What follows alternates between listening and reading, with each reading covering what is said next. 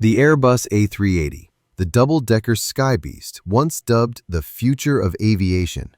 But in 2025, it's more of a rare sight than the flagship it was meant to be. So why are some airlines still flying it? And more importantly, how much does it actually cost to run one of these giants today? Today, we're breaking down the real cost of operating an Airbus A380 in 2025, from fuel to crew to maintenance, and why airlines like Emirates still say it makes sense. Let's start with the basics. The Airbus A380 is the largest passenger jet ever built, capable of seating over 850 people in an all-economy configuration. Though most airlines fly it with 450 to 600 seats, it has 4 engines, 2 full-length decks, and a maximum takeoff weight of 1.2 million pounds. It was expensive to buy, expensive to maintain, and after COVID, many airlines dumped it. So, why is it back? Let's break down the key costs. The A380 burns around 3,000 to 3,200 gallons of jet fuel per hour.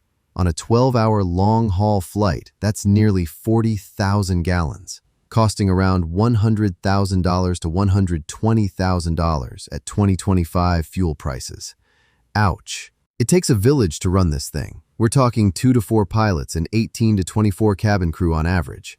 Multiply that by union wages, training, benefits, and you're looking at $25,000 to $30,000 per flight, just for the humans on board. Because the A380 is no longer in production, parts are harder to come by and more expensive. Maintenance costs can exceed $4,000 per flight hour, translating to $50,000 plus for a long-haul flight. This bird is heavy, and most airports charge by weight. Landing fees alone can hit $8,000 to $15,000 per stop, plus parking fees, gate usage, tow trucks. You get the idea. Feeding 500 passengers? Not cheap. Add premium cabin luxuries like showers and bars, and you're spending another $15,000 to $20,000 just on service. You're easily looking at $250,000 to $300,000 to operate one single round-trip flight. That's around $500 to $600 per passenger, and that's before profit. So why is Emirates still in love with the A380? Simple, high-capacity hubs. Emirates runs this plane between major city pairs like Dubai, London, Dubai, Sydney, and Dubai, New York, where they can easily fill 500-plus seats, especially with premium demand rebounding. Also, more passengers equals more checked bags equals more cargo. And the A380 has a massive belly hold. If Emirates can keep the seats full and sell cargo space, it's suddenly a lot more economical. Plus, the wow factor still matters. Passengers love the A380. It's quiet, smooth, and iconic, and airlines can charge more for that experience. And here's the kicker. Most A380s are fully paid off now. That eliminates the aircraft leasing cost, which used to be $1.5 million a month.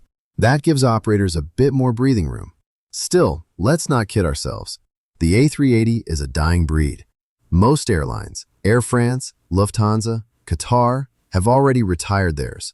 Emirates is basically the last big customer, and even they plan to gradually phase it out over the next 10 to 15 years. More fuel-efficient aircraft like the Airbus A350 and Boeing 777X are the future. Cheaper to run, easier to fill, and capable of point-to-point travel instead of giant hub-to-hub operations. But for now, in 2025, the A380 still flies, majestically, expensively, and proudly. So, is the Airbus A380 a money pit or a luxury that still pays off? The answer? Both.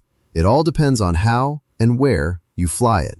If you enjoyed this breakdown, hit that like button, subscribe for more aviation deep dives, and drop a comment if you've ever flown the A380. Until next time, stay grounded and stay curious.